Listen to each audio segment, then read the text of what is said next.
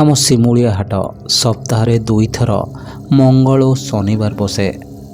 ଆଗରୁ ସବୁ ଜିନିଷ ହାଟରୁ ଆସୁଥିଲା।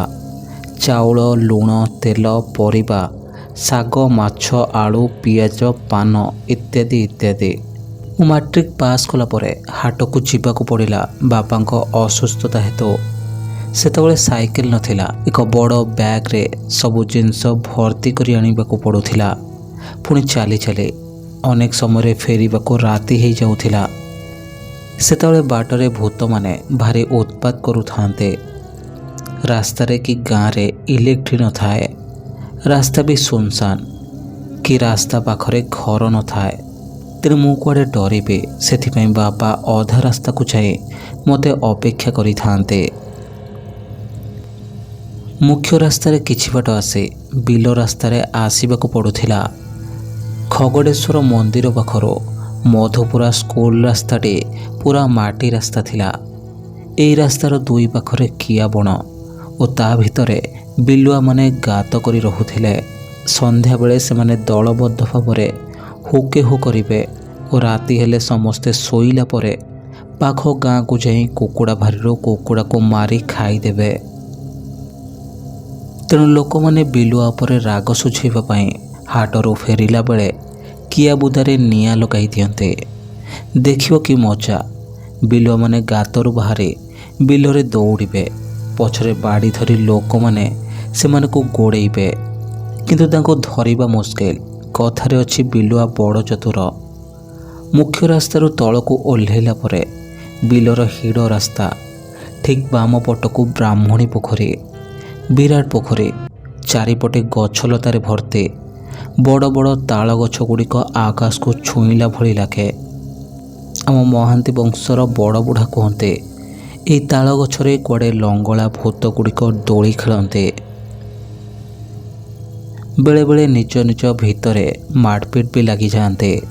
ଥରେ ଗୋଟିଏ ଭୂତ ଆମ ବଡ଼ ବୁଢ଼ା ସହିତ ଘର ପର୍ଯ୍ୟନ୍ତ ଆସିଥିଲା। ସେ ତ ସହଜରେ ଡରିବା ଲୋକ ନୁହନ୍ତି। ପୁଣି ମନ୍ତ୍ରତନ୍ତ୍ର ଜଣାଥିଲା।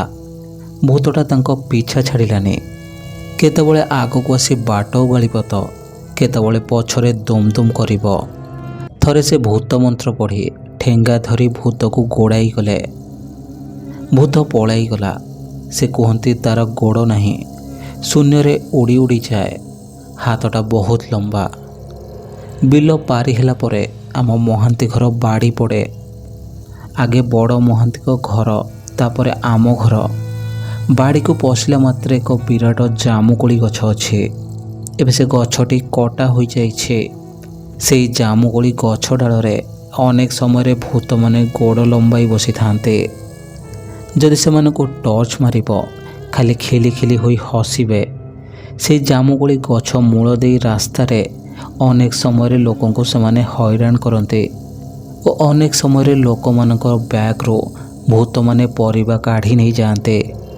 ଥରେ ଆମ ଘର ପାଖ ମୂଷା ଭାଇ କାନ୍ଧରେ ବ୍ୟାଗ୍ ପକାଇ ହାଟରୁ ଫେରୁଥିଲା ବେଳେ ଗୋଟିଏ ଭୂତ ତା ବ୍ୟାଗ୍ ଉପରେ ଥିବା ମୂଳା ବିଡ଼ାଟି କାଢ଼ି ନେଇଥିଲା। ସେ ଆସି ଘରେ କହିବାରୁ କିଛି ଗାଁ ଲୋକେ ଠେଙ୍ଗା ଓ ମଶାଲ ଧରି ସେହି ଜାମୁକୋଳି ଗଛ ମୂଳକୁ ଗଲେ। ସତକୁ ସତ ଗଛ ମୂଳରେ ମୂଳା ଗୁଡ଼ିକ ଖଣ୍ଡିଆ ହୋଇ ପଡ଼ିଥିଲା। ସେହିଦିନରୁ ମୂଳାଖିଆ ଭୂତକୁ ମୋର ଭାରି ଡର ଆସିଯାଇଥିଲା। ଦିନେ କୌଣସି ଅସୁବିଧା ବଶତଃ ବାପା ଅଧା ରାସ୍ତାକୁ ଯାଇପାରିଲେନି। ମୋତେ ଏକା ଏକା ଆସିବାକୁ ପଡ଼ିଲା। କିନ୍ତୁ ବାବା ମୋତେ ଆଗରୁ କହିଥିଲେ, କେବେ ବି ପଛକୁ କିମ୍ବା ଡାହାଣ ବାମକୁ ଚାହିଁବୁ ନାହିଁ। ସବୁବେଳେ ଆଗକୁ ଚାହିଁ ନାକ ସିଧା ଚାଲି ଆସିବୁ। ଭୂତ କିଛି କରିପାରିବନି। ବାବାଙ୍କ ପାଖରୁ ମଧ୍ୟ ମୁଁ ଭୂତ ମନ୍ତ୍ର ଶିଖି ନେଇଥିଲି। ସେହି ମନ୍ତ୍ର ପଢ଼ି ପଢ଼ି ଚାଲିଲେ ଭୂତ ଆଦମ ପାଖ ମାଡ଼ିବେ ନାହିଁ। ପରିବା ବ୍ୟାଗକୁ କାନ୍ଧରେ ପକାଇ ମୁଁ ଚାଲିଥାଏ ସାହସର ସହିତ।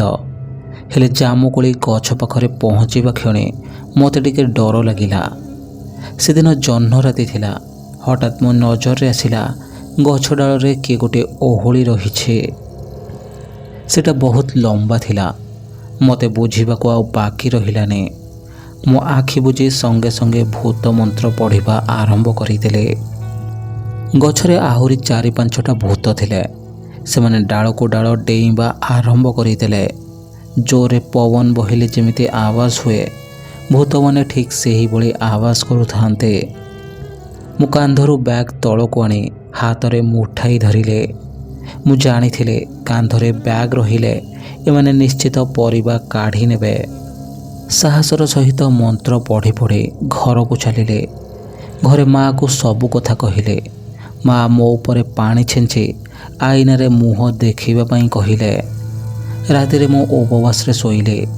ତାପରେ ଆଗକୁ ସବୁଦିନ ବାପା ଅଧା ରାସ୍ତାରୁ ଯାଇ ମୋତେ ଅପେକ୍ଷା କରୁଥିଲେ। ତାହେଲେ ଏହି କାହାଣୀଟିକୁ ମୁଁ ଏଇଠି ଶେଷ କରୁଛି। ମୋର ଏ ଛୋଟ କାହାଣୀଟି ଆପଣଙ୍କୁ କେମିତି ଲାଗିଲା ନିଶ୍ଚୟ ଲେଖି ଜଣାଇବେ।